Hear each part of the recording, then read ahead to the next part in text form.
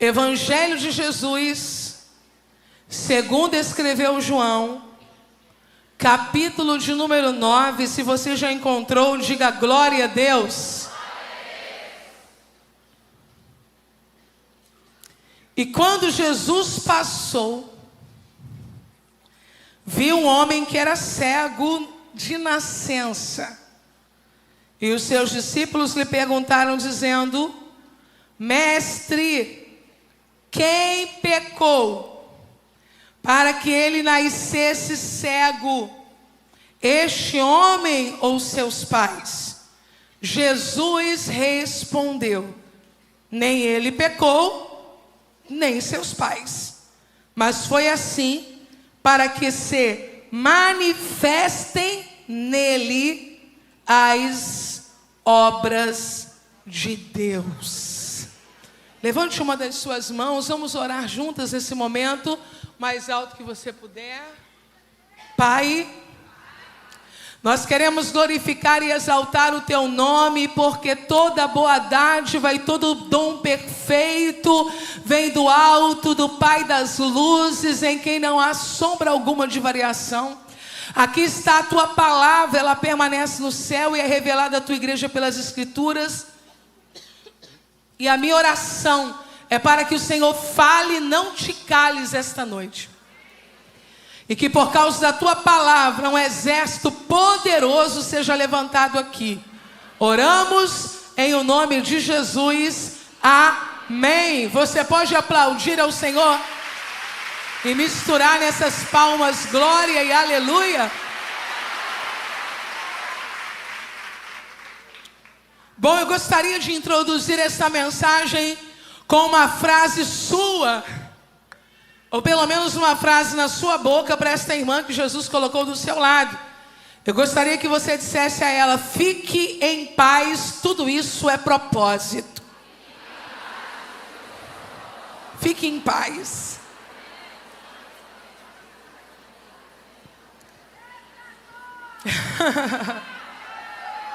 Fique em paz.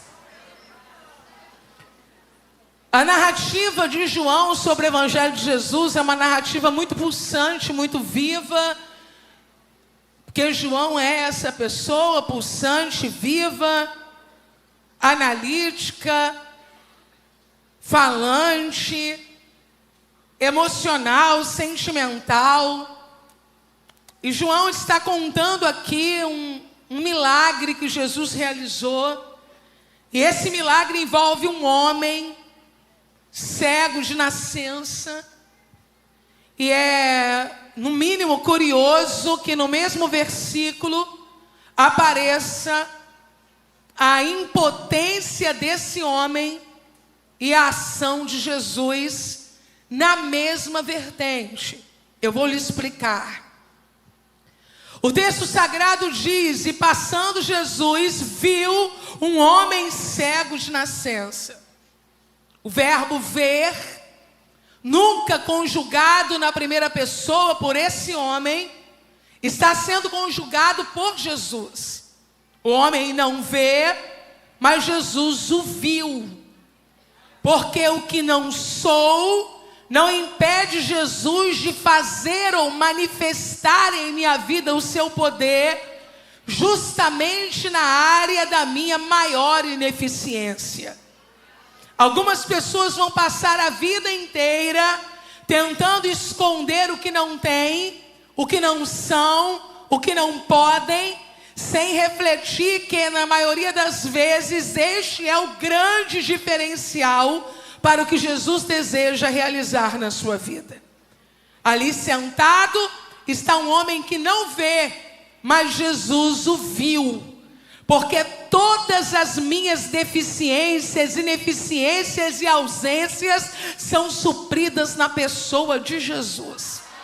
Jesus tem tudo que eu não tenho e é por isso que eu não preciso ter tudo. Eu vou repetir: Jesus tem tudo o que eu não tenho e por isso eu não preciso ter tudo. Jesus me basta.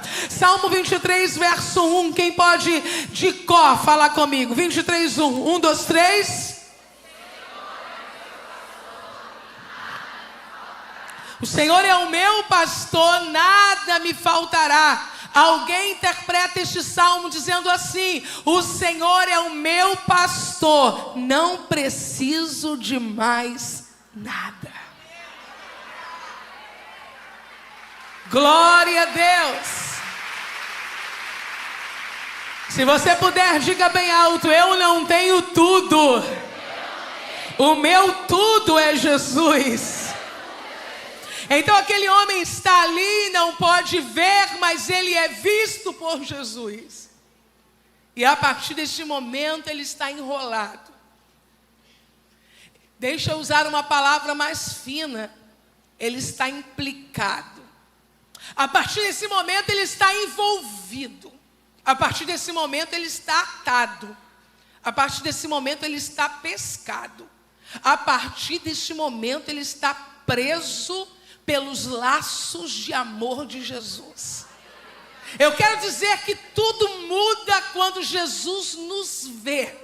E quando Ele vê, mesmo vendo que nós não vemos, Ele não abre mão de nós. Ele não precisa de pessoas perfeitas, porque Ele é perfeito. Imperfeitos em busca de perfeição é a saga dos últimos dias.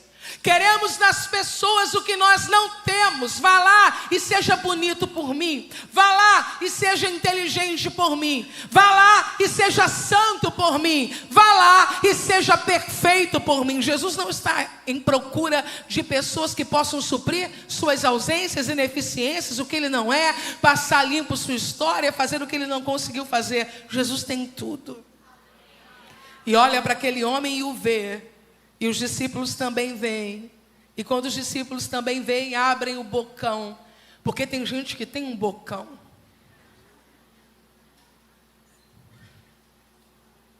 Rabi, mestre, quem pecou? Este ou seus pais para que nascesse cego? Há uma certa insensibilidade em algumas perguntas, já percebeu? Simplesmente pessoas que não lhe conhecem olham para você e dizem: você não tem filhos? Por quê? Ou ainda, não casou? Fez uma cirurgia? De quê? Fulano de tal em sua família morreu? Como? O problema destas perguntas é que elas causam estranheza e incômodo a nós. Porque além de vivermos o que estamos vivendo, precisaremos lidar com a ideia de ouvir perguntas que não queríamos ouvir. Mas eu quero lhe dizer que todas as vezes que fizerem perguntas constrangedoras a você, Jesus saberá respondê-las melhor do que você. E deixa eu lhe dizer outra coisa que está ardendo em meu coração esta noite. Algumas pessoas estão provocando o nosso milagre e nem sabem disso.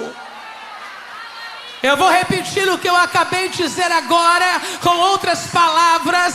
Pare de sofrer pelas perguntas inconvenientes. Elas estão aparecendo para que Deus seja glorificado também por meio delas. Houve um dia que Davi estava passando uma fase desafiadora da sua vida. Todos aqui conhecem Davi, diga eu. Davi havia sido traído pelo filho, estava passando pelo caminho das oliveiras, com os pés descalços, com a mão na cabeça, chorando, e um homem olhou.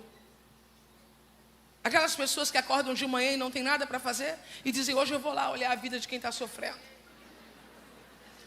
E o nome desse homem é Simei. Para você não esquecer, diga bem alto: Simei. Simei olhou, e quando ele viu Davi choroso, triste, descalço, com a mão na cabeça, reino dividido, o filho fazendo tragédias, ele intentou no seu coração: vou lá piorar um pouquinho a vida dele. E foi. E começou a gritar assim: homem de sangue, homem de Belial. Vou parafrasear, tá bom? Bem feito. O que você está vivendo é porque você foi desleal com a casa de Saul. Alguém aqui conhece a história de Davi? Nem que seja um pouquinho, faz assim. Qual foi o momento que Davi foi desleal com Saul? Nunca. Mas existem pessoas que só esperarão o dia do nosso sofrimento para tentar piorar o nosso sofrimento. O que elas não sabem é que isso pode ser tudo que nós precisávamos para Deus decidir algumas coisas de forma definitiva ao nosso respeito. E Davi entendia isso. Os homens de Davi, quando olharam aquela situação, aquele homem chato, perturbando ainda mais quem já estava perturbado, eles olharam e disseram: Davi, nós vamos parar esse homem agora. Nós vamos arrancar a cabeça desse cão morto. Eles eram nervosos. Vamos arrancar a cabeça desse cão morto. E sabe o que Davi disse? Porque Davi é um homem que tem experiência com Deus. E a gente precisa ouvir quem tem experiência com Deus. Deixa que ele me amaldiçoe. Por favor, não perca isso.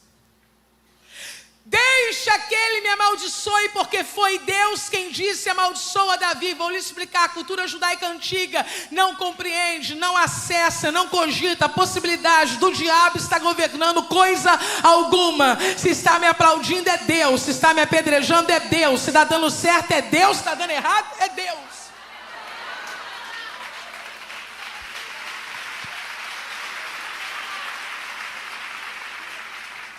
Mas agora vem a chave que Davi entregou naquele dia, que eu quero passar para pessoas aqui que ainda não conhecem essa história, ou pelo menos lendo-a, não discerniu neste ponto. Davi disse assim: deixa que ele me amaldiçoe. Porque quem sabe, aí está o ponto, Deus não verá isso e me dará hoje uma grande bênção.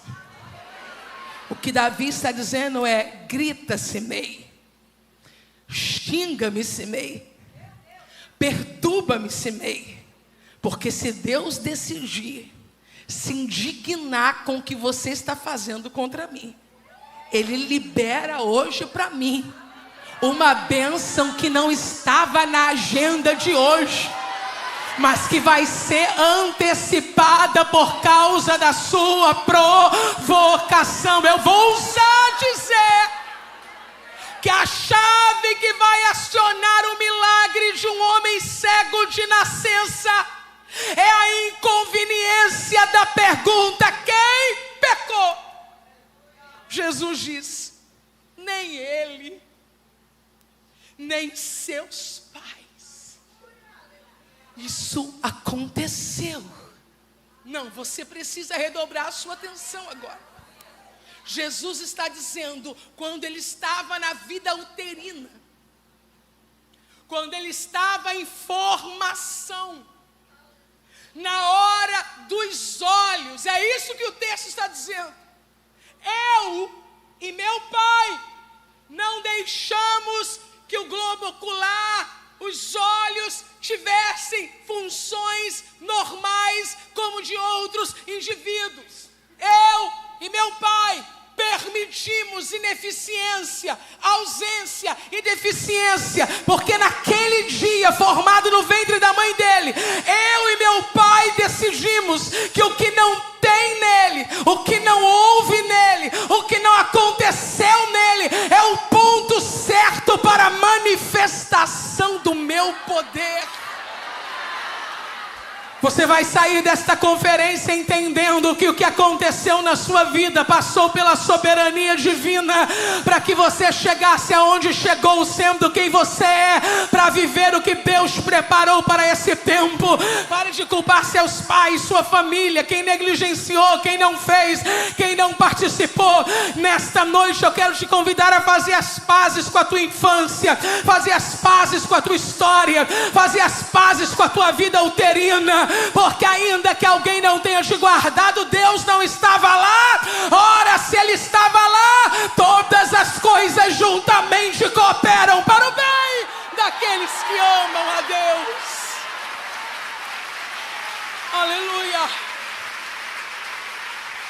Pegue na mão dessa menina super de Deus que está do seu lado e diga a ela: eu também não entendo tudo, mas confio totalmente. Eu também não entendo tudo, mas confio totalmente. Qual o propósito que pode haver em um tempo de quimioterapia? Que propósito pode haver em um abuso? Que propósito pode haver num luto? Que propósito pode haver numa falência? Que propósito pode haver em uma humilhação? Que propósito pode haver em uma traição? Que propósito pode haver em uma doença psicossomática? Que propósito pode haver numa porta que bateu em minha cara? Que propósito pode haver na escassez que visitou a minha mesa? Uma coisa eu sei: a mão do diabo nunca esteve na tua história nem na minha.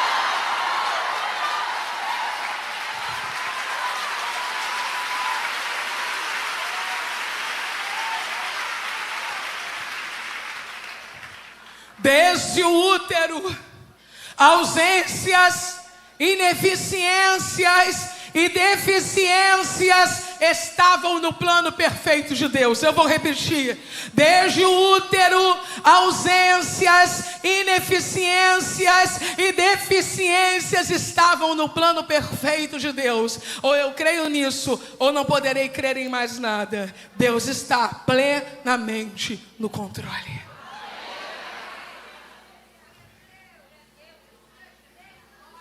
Vê se isso faz sentido a você. Antes que saísse do ventre te conheci.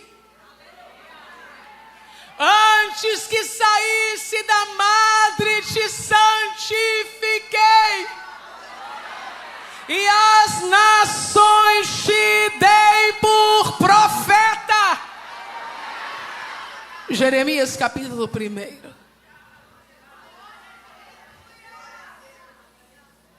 Eu quero dizer para você que tem 60 anos de idade que Deus lhe separou no ventre de sua mãe. E quero dizer para você que tem 20 e poucos anos que Deus te separou no ventre de sua mãe. Eu quero dizer para você que Deus chegou primeiro em sua vida e por isso Ele tem a primazia. Eu preciso compartilhar com você que Deus não está atrasado no que Ele está fazendo na sua vida. Eu preciso dizer para você que nada nem ninguém vai impedir o que Ele está realizando nesse tempo, porque Ele chegou primeiro. Deixa eu lhe dizer uma coisa, eu quero que você traga à sua mente agora qual é o grande impeditivo para que você viva a plenitude do que Deus tem para você e que você seja sincera quanto a isso. Talvez na mente de alguém esteja: o casamento que eu fiz um casamento que eu não deveria ter feito. Esse impeditivo está diante de mim. Talvez alguma menina diga: o impeditivo que está diante de mim é algo que eu vivi na minha juventude, que eu não gosto nem de lembrar. Outra vai dizer: não, o impeditivo que está diante de mim é desde criança. Eu me enxergo nessa condição, lutando em questões relacionadas à minha sexualidade desde que sou criança. Aí a outra vai dizer: não. Comigo a coisa foi bem antes. Quando eu nasci, minha mãe me rejeitou. E foi ali que os meus problemas começaram. Eu quero dizer para você que de toda essa saga que eu desenhei, que você pode se encontrar em algum desses pontos ou em pontos diferentes desses, nada disso chegou antes do que Deus em sua vida. Por isso eu quero com ousadia te convidar a levantar uma das suas mãos esta noite. E se você puder, diga bem alto comigo: antes que saísses da madre, eu te conheci, eu te santifiquei. Então diga: Deus já me conhecia e já havia me escolhido. Agora levante um pouco sua voz e desafie no mundo do Espírito que quer se opor a você. Diga: todo o resto, esta noite, receba uma ordem. Perca a força, perca o controle, perca o protagonismo. Eu sou totalmente de...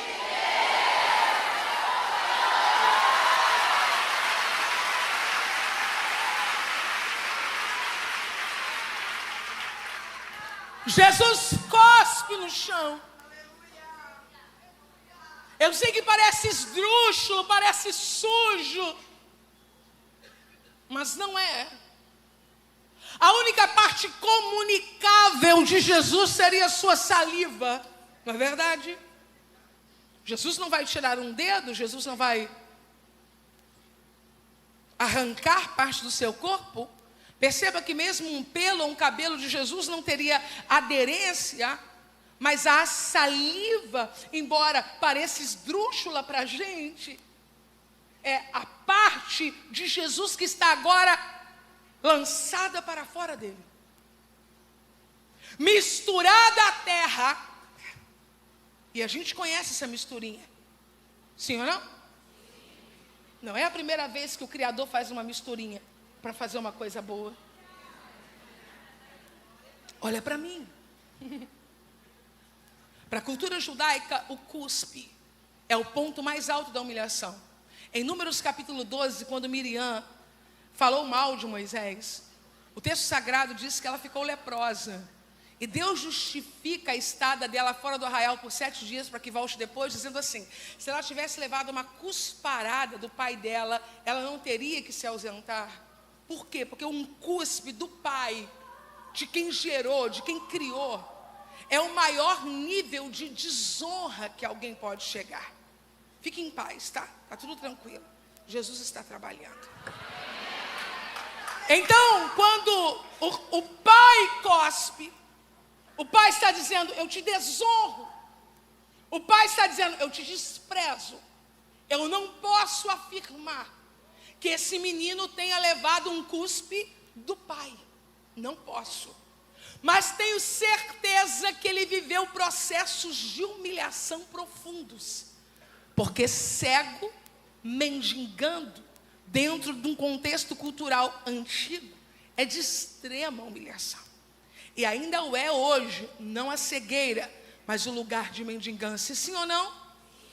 Então, quando Jesus cospe, Jesus está sarando para começar o processo de humilhação e desonra. Até hoje as pessoas cuspiram, dizendo: eu te rejeito. Mas eu estou cuspindo para te dizer: eu te recebo.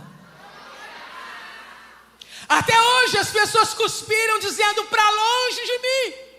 Mas agora eu estou cuspindo para dizer: vou colocar a minha essência em ti.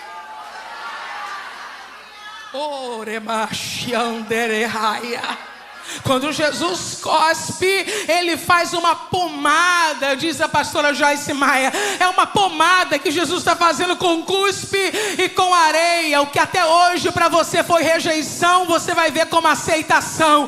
O que até hoje foi usado para te defraudar, eu estou usando para te curar. O que até hoje as pessoas disseram para você: vá para longe de mim, eu estou dizendo agora: venha para perto de mim. Porque se o teu pai terreno cospe, ele te desonra. Mas se o teu Criador cospe, ele te aproxima. Quando ele fez aquela pomada, passou nos olhos do cego. Oh meu Deus! E disse mais ou menos assim para ele: vai andar.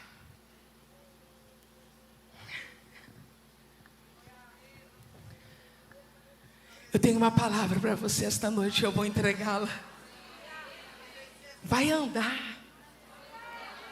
Fala uma coisa super espiritual para essa menina que está do seu lado. Super espiritual. Olha para ela e diz: irmã, vai andar, irmã.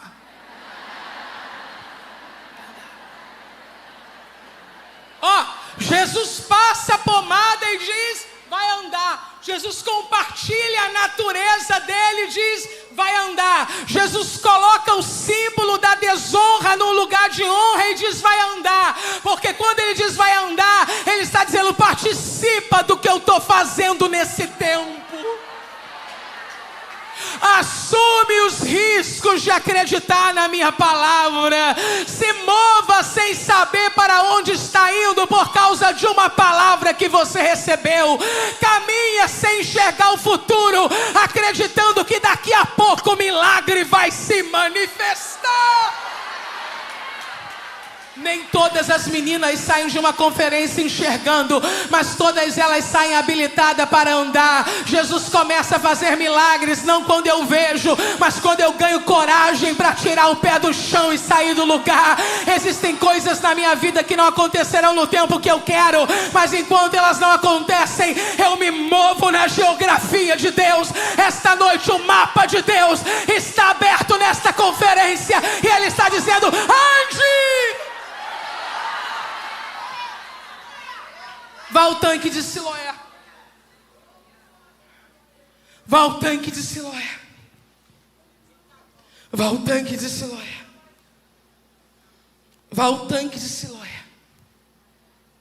Ele não temeu a exposição. Imagina você andando na rua, de olhos fechados, com uma placa de barro em cada lado. Ele não temeu os inconvenientes do caminho. E daí se tropeçar? No chão já estava. O que vier agora é lucro. Existem pessoas que não querem arriscar nada, mesmo não tendo coisa alguma. Existe uma certa hora da vida que precisamos abrir mão de uma falsa segurança para acessarmos uma verdadeira. Jesus disse: vai, lava-te no tanque de Siloé, que significa o enviado. O enviado enviou o moço para o tanque do enviado. E quando ele chegou lá, ele fez o que o enviado disse. E o texto disse: voltou vendo. Se esta noite você puder entender isso, há uma bênção para o teu retorno. Esse menino voltou para casa vendo, e eu não posso dizer quantos anos ele tem, porque eu não faço a menor ideia. Apenas que ele não é uma criança mais. E quando ele volta para casa vendo, eu posso imaginar o quanto isso deveria ter trazido alegria para as pessoas que o acompanhavam. Eu quero esta noite fazer uma recapitulação com você, para que você entenda exatamente em que ponto estamos. Esse homem tem uma ineficiência, uma deficiência, uma ausência. Jesus diz que isso sempre esteve dentro de um propósito, que aconteceu para que se manifestasse nele as obras de Deus. Jesus agora compartilha parte da sua essência, do que ele mesmo é, com este homem. Este homem ouve a voz de Jesus e vai lavar-se no tanque de Siloé, mesmo com os riscos do caminho, mesmo com a possibilidade de tropeços, quedas e de mais perguntas inconvenientes. Mas deixa eu dizer para você que existem algumas coisas na nossa vida que Jesus está dizendo: será a última vez. Faça, suporte, porque será a última vez. E quando ele volta vendo. E o versículo 8 me assusta, me perturba, mas também me consola e me aquieta. Por quê? Para a gente saber que isso faz parte. Então os vizinhos e aqueles que dantes tinham visto que era cego diziam: não é este aquele que estava sentado e mendigava? Para você não esquecer nunca mais, diga bem alto: eles tinham visto que ele era cego. Ora, se você está diante de alguém que teve uma dificuldade qualquer na vida, desafiadora, profunda, e essa pessoa aparece diante de você restaurada, qual é a sua atitude natural? Celebrar. Eu preciso dizer para você que Jesus está fazendo uma coisa boa e linda na sua vida, mas que você terá que ter autocontrole para suportar as pessoas que não saberão celebrar isso. Eles olham para o rosto do rapaz e dizem: não é ele? O que estava sentado e mendigava. O versículo de número 9 tem muito a ver conosco, mulheres, porque o texto diz: uns diziam, é este. Outros diziam, parece com ele. Mas ele dizia, sou eu. Eu vou falar aqui esse jogo de palavras e eu conto com você. Na hora em que eu lhe perguntar, você vai dizer, sou eu, tá bom? Alguns diziam, é. Outros diziam, parece. E você, o que diz sobre você? Talvez seja esta grande cura nesse processo que estamos vivendo. Não nos tornarmos mais dependentes do que as pessoas dizem, mas do que nós já sabemos que somos por causa da graça maravilhosa de Deus. Existem pessoas que vão reconhecer quem você é. Dê glória a Deus por isso. Eu vou repetir, existem pessoas que vão reconhecer quem você é. Dê glória a Deus por isso. Existem pessoas que não vão reconhecer quem você é. Dê glória a Deus por isso. A única coisa que você não pode esquecer é que você deve saber quem você é.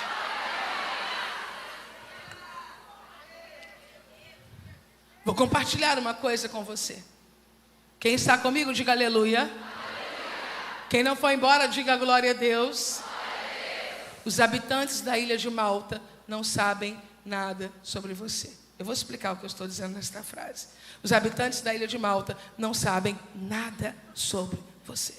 Pare de ser dependente do que dizem para você acreditar em quem você é. Você não é escrava de opiniões, nem de aceitação, nem de rejeição. A psicologia pondera que o ser humano necessita dessa sensação de aceitação. Eu não tenho dúvidas quanto a isso. Nós só não podemos nos tornar escravas disso. Os habitantes da ilha de Malta não sabem nada sobre você. Guarde essa frase. Amanhã de manhã, quando alguém quiser te perturbar, você dá uma olhada para ele e pensa: habitante de Malta, tu não sabe nada sobre mim. Fica comigo que você vai se dar bem. Olha para cá, que eu vou te explicar isso. Estou falando sobre Atos dos Apóstolos, estou falando sobre o apóstolo Paulo. Quem conhece Paulo aqui, diga eu. Falamos até com jeito íntimo. Quem conhece Paulo? Paulo sofreu um naufrágio. Já ouviram falar sobre isso? Está tudo tranquilo até aqui? Paulo sofreu um naufrágio. E foi uma tribulação. Você imagina um naufrágio nos dias de hoje, é uma tribulação, naqueles dias, tribulação dobrada. E quando eles chegaram, na ilha de Malta, os homens daquela ilha fizeram uma fogueira, tá? E começaram a usar de compaixão com Paulo e com outros náufragos, né? Dando um jeitinho para eles se cobrirem, dando algo para eles se aquecerem. Só que de repente, quando a fogueira foi acesa, quando a chama subiu, alguém sabe o que apareceu, o que se apresentou, sabe? Uma víbora. Eu quero dizer para você que fogo não cria víbora, mas fogo faz elas se manifestarem. Então você não precisa ter, mas agora que eu estou buscando, está aparecendo mais, sempre teve ali. Só que quando você se aproxima do fogo, elas se manifestam. Quando a víbora se manifestou, veio para a mão de quem? Paulo. Aí os habitantes da ilha de Malta olharam para Paulo e falaram assim: isso aí só pode ser um bandido. Isso aí só pode ser um fugitivo da lei, que Deus não está deixando viver de jeito nenhum. Porque acabou de sofrer um naufrágio. E imediatamente agora vem uma víbora e cai nele. Isso aí é Deus dizendo: tem que morrer mesmo. Mas o que eu disse antes, os habitantes de Malta não sabem nada sobre você. Só que Paulo é um crente cheio. E o crente cheio balança a víbora no fogo. Paulo estendeu a mão e fez assim. Quando balançou, a víbora caiu. Aí os homens ficaram olhando assim: ele vai cair também, porque a víbora, já tocou, já picou, daqui a pouco ele vai inchar, vai morrer. Mas passaram os minutos e não aconteceu nada com Paulo. Os habitantes de Malta viraram o disco. Quem é do tempo do disco, diga aleluia. E disseram assim: isso aí é um Deus. Eu quero dizer para você que é muito perigoso quando vozes externas nos governam e nos fazem acreditar que somos demônios. Mas também é muito perigoso quando vozes externas nos fazem acreditar que somos deuses. Nós não somos nem uma coisa, nem outra. Porque os habitantes da ilha de Malta não sabem nada sobre nós. O que nós somos? Sobreviventes dos naufrágios. O que nós somos? Sobreviventes dos ataques das víboras. O que nós somos? Mulheres guardadas por causa de uma promessa.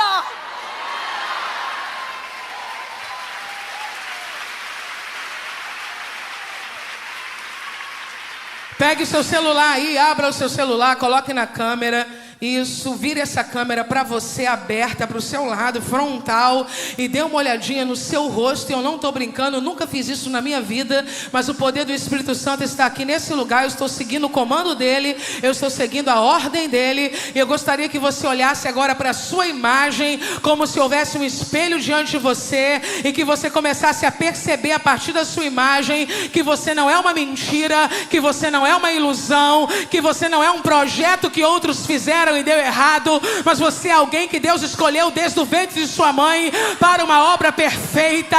Olhando para esse espelho ainda que se formou através dessa câmera, eu quero te encorajar a dizer agora: eu acredito em tudo que Deus já disse ao meu respeito. Eu quero repreender toda palavra maligna que entrou na tua mente para confundir você sobre sua sexualidade, sobre seu ministério, sobre seu futuro, sobre os lugares que você vai acessar. E eu quero declarar o que a Bíblia diz ao teu respeito: não escolhestes vós a mim, mas eu escolhi a vós. Esta noite eu vim lhe dizer: você não é a deficiência que viveu, a dor que viveu, o trauma que viveu, a perda que viveu. Você é escolhida para manifestar a glória de Deus.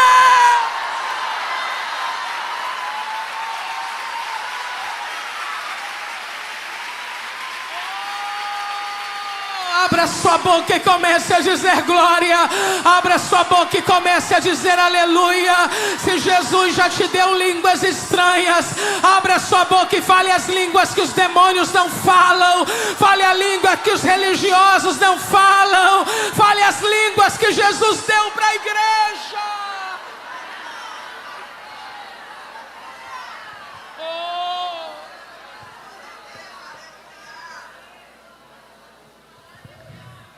Como se te abriram os olhos. Como se te abriram os olhos. Quero pedir o auxílio aqui de um tecladista da igreja. Como se te abriram os olhos. Não seria o caso de se alegrarem primeiro? Uau! Você vai ter que aprender a responder. Porque existem momentos na nossa vida que a ordem de Jesus é: fique calada. Mas existem momentos que a ordem de Jesus é: fale.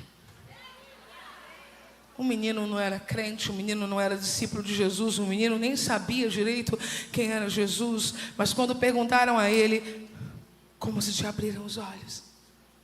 Ele soube revelar o trajeto, o caminho do milagre. Ele disse: o homem chamado Jesus fez lodo, untou meus olhos e disse-me: vai ao tanque de Siloé e lava-te. Então fui, lavei-me e vi. Jesus está te dando uma resposta hoje para os curiosos. Fui, lavei-me e vi. Fui, lavei-me e vi. E como você foi curada? Fui, lavei-me e vi. Mas você não era tímida e agora está aí falante. Fui, lavei-me e vi. Mas você não guardava dores e angústias e tinha situações que você não conseguia perdoar há mais de 10 anos? Sim, fui, lavei-me e vi. E por que agora você está se sentindo tão especial? Porque fui, lavei-me e vi. Porque você não está suplicando mais pela atenção das pessoas, pelos aplausos negados, porque fui, lavei-me e vi. Porque você está mais côncia, equilibrada, humilde, ciente dos seus limites, porque fui, lavei-me e vi. Porque você está mais solidária, cortês, amiga, porque fui, lavei-me e vi. Enquanto não se tem contato com a água, se tem uma visão distorcida, embaçada, quando na verdade, em muitos casos, nem se tem, mas quando se lava.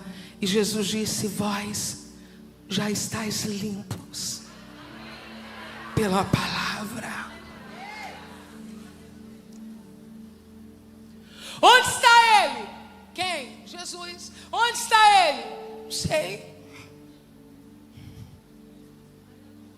Sabe o que fizeram com o menino que acabou de ser curado? Um milagre. Eu tenho que te falar isso para você ficar ligada, para você ficar esperta, para você não querer parar amanhã de manhã.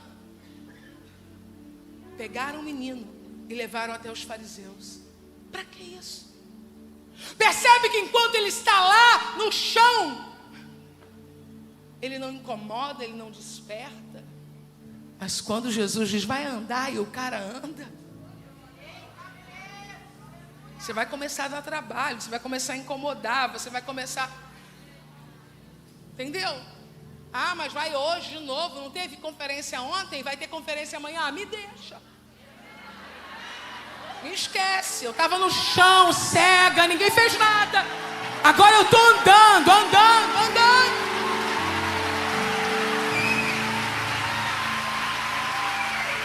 Pegaram e levaram até os fariseus. E os fariseus, olhando para ele, disseram que os outros já tinham dito. Como é que você está vendo? E era um sábado, né? Só que Jesus já tinha dado a resposta a ele. Vocês lembram da resposta que Jesus colocou no coração dele? Fui, lavei-me. Vamos juntas? 1, 2, 3. Fui, lavei-me. Quando um monte de chato de plantão perguntou como é que foi, ele disse, fui, lavei-me e vi. Agora ele está numa instância superior, diante de religiosos, mas o discurso é o mesmo. Porque quando você aprende a responder, o setor, a área, o lugar, não lhe aperta, não lhe oprime a ponto de alterar as suas convicções. Você tem uma fala fechada, você tem uma fala quadrada, você tem uma fala que eu já sei o que eu tenho para responder, isso aí eu respondo para quem quer ouvir, para quem não quer ouvir, para quem está preparado para ouvir. Fui, lavei-me e vi.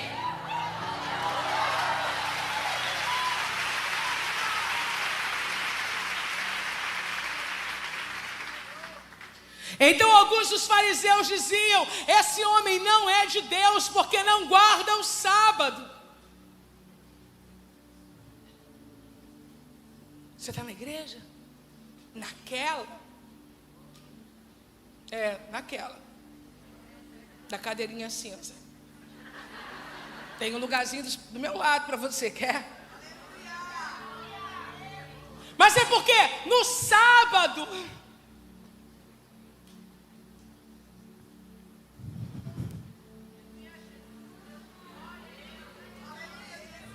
Como pode um pecador fazer sinais? E começam a discutir. Mas quando olham para o menino, e tu, o que dizes sobre ele? O menino diz, é profeta.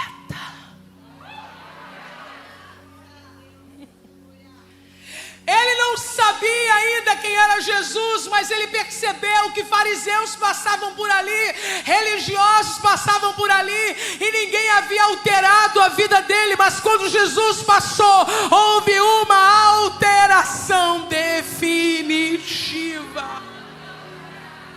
Viraram para os pais dele e perguntaram, esse aqui é seu filho, não é? Ele nasceu cego, como é que ele pode estar vendo agora? E os pais respondem, é nosso filho.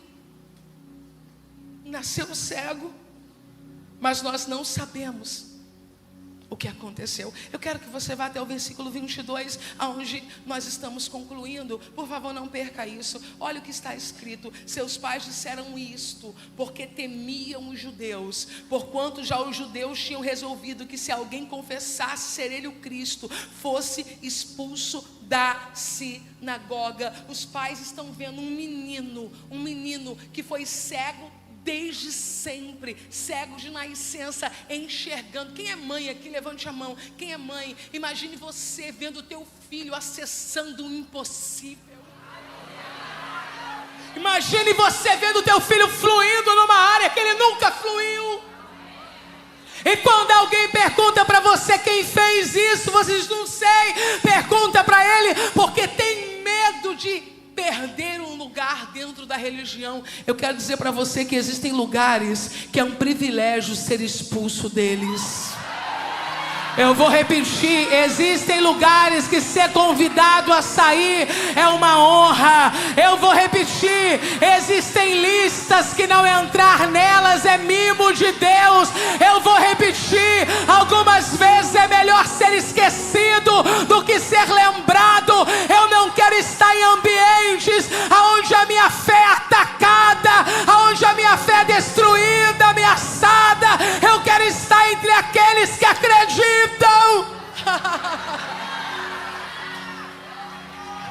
Meu Deus.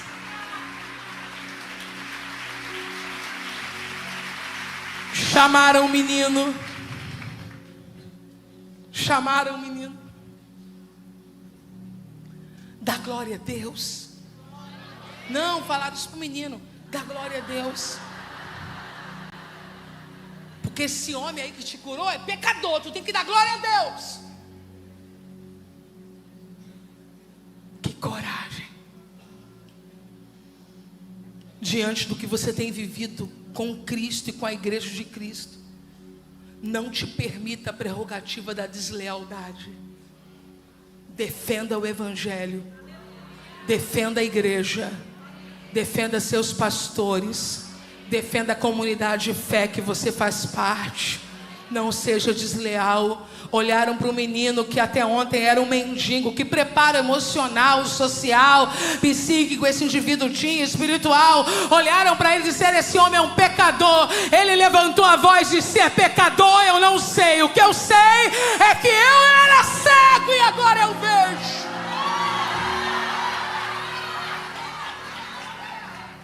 Será que não está na hora de responder? Ah, porque tem um pessoal lá na sua igreja que é meio assim, né? É que eu entro tão ligada no culto, amiga, que se é assim eu nem sei. Mas uma coisa eu sei, eu entrei cega lá e agora eu vejo.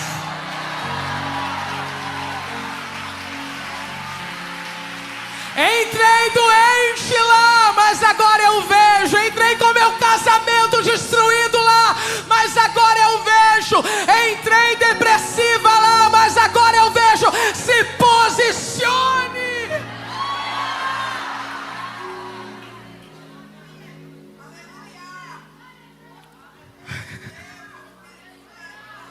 Fique de pé, que eu preciso te entregar isso em pé. Fique em pé.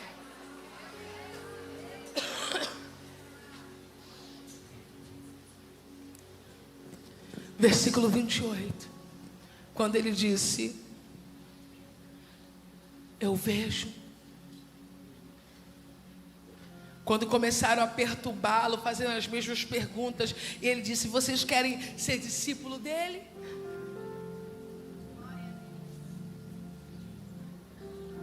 Aí, pensando que estavam desonrando, olharam para ele e disseram: vai você ser.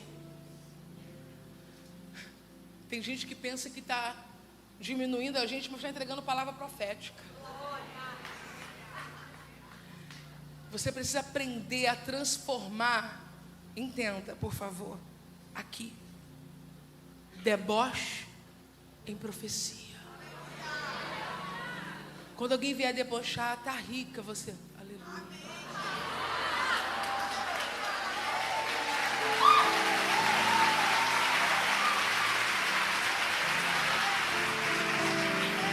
É santa agora, né? Santa.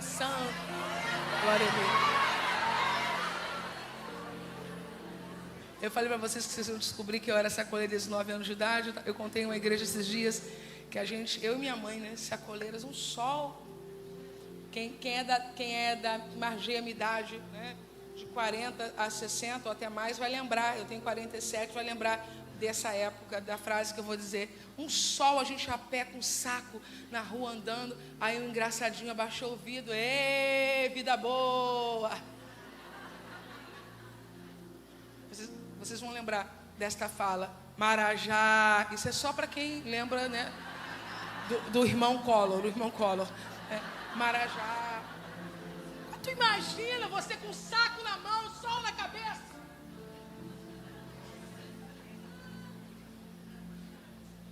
Aprenda a pegar o deboche aqui. E antes de trazer para cá, diz... A conotação de Marajá era que ganhava sem trabalhar. Isso aí eu não peguei, não. Mas a conotação de... vidão. Quando meu marido leva meu café na cama, eu digo, vida boa, Jesus.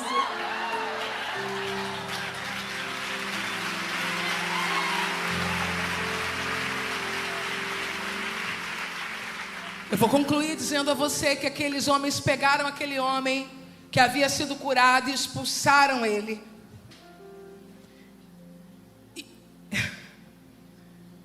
Versículo 34, responderam eles e disseram-lhe, tu és nascido todo em pecado e nos ensina a nós, e expulsaram. Existem pessoas que nunca vão atualizar a nossa história, então nunca nos darão autoridade. Quem é você? Vai.